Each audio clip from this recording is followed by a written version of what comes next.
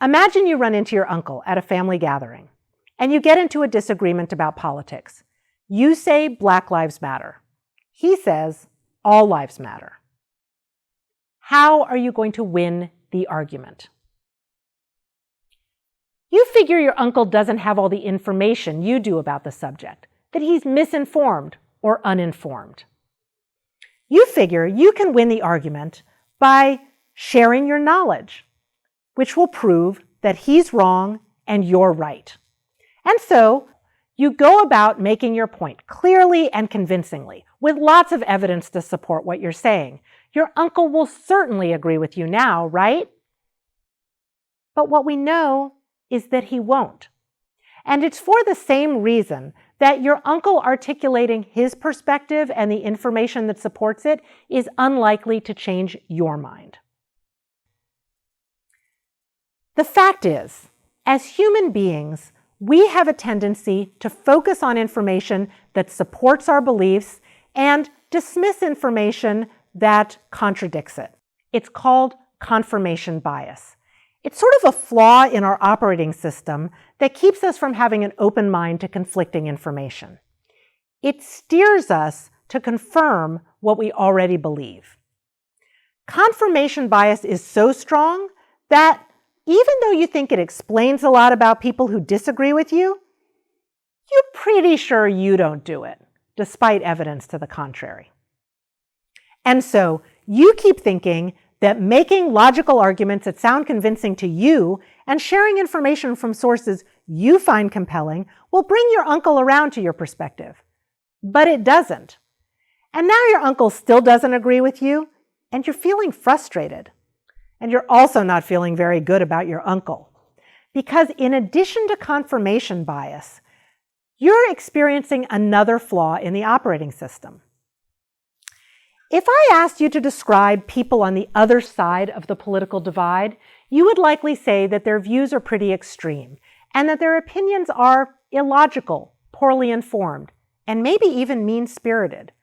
In contrast, you would say that you are fairly moderate and knowledgeable, and that your opinions are well-founded and benevolent.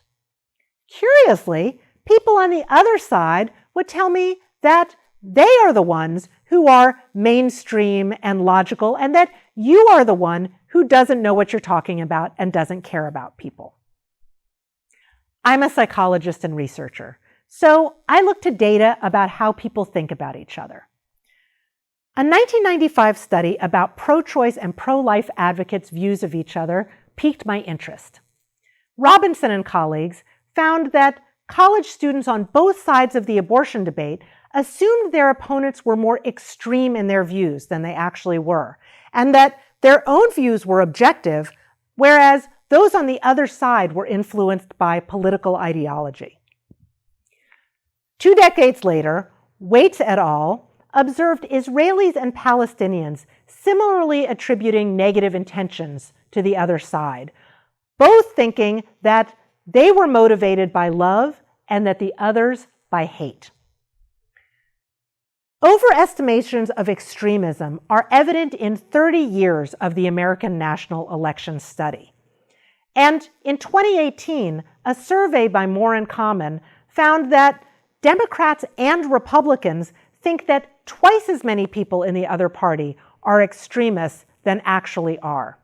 These cognitive biases are evident across time and context. Our perceptions are warped by this tendency to see ourselves and our views in a positive light and look at those who disagree with us through a much dingier lens. And the more strongly we believe in something, the more likely we are to have a distorted perception of those who disagree with us. So, the farther you are on the political right, the more prone you are to see people on the other side as Antifa. And the more affiliated you are with the political left, the more likely you are to see anyone who disagrees with you as a white supremacist. Most people are not Antifa or avowed white supremacists. In fact, according to the More in Common survey, the vast majority of Democrats, 85%, don't think police are bad people, and 79% of Republicans agree that racism still exists in America. These realities are not accurately represented in the media or in many people's minds. Consequently, we're likely to see partisans as zealous fanatics spouting radical ideas. And if that's who you think you're talking to, it might stir up emotions. It's difficult to have a calm and productive conversation if we're viewing the other person and treating the other person as a caricature. Back to your conversation with your uncle. He's not budging on his position, and neither are you. You repeatedly articulate your points. He responds with contrasting arguments, and back and forth. You're increasingly getting more irritated with each other, and it shows as you shut each other down and expand your critique from positions to people. You've gone from talking about police and racism to policing each other and calling one another racist. This does not seem like a win. So how are you going to win the argument? What if you rethink what winning means? We often think about winning in terms of debate, crafting the best argument we can based on logic and information and a compelling framework such that an outside observer would evaluate your performance as superior. And sure, it's nice to think a judge would agree that you nailed your point. But when we apply debate strategies to dialogue, we don't win. Why is that? It has to do with what people want to get out of dialogue. And it turns out it's not about keeping score. After the 2016 election, I offered workshops and later wrote a book about how to talk with people across the political divide. When I asked, what draws you to dialogue? Hundreds of people consistently told me the same thing. I'm trying to maintain a relationship with someone in my life. Or they would say, I want to persuade them to come around to my point of view. Or, I'm hoping we can find common ground. Or, I can't fathom how people can think or act or vote as they do. These are the common motivations. So if these are your goals, what does winning look like? It turns out, in order to accomplish any of these goals, you need to show you care and you need to promote understanding. People don't care how much you know until they know how much you care.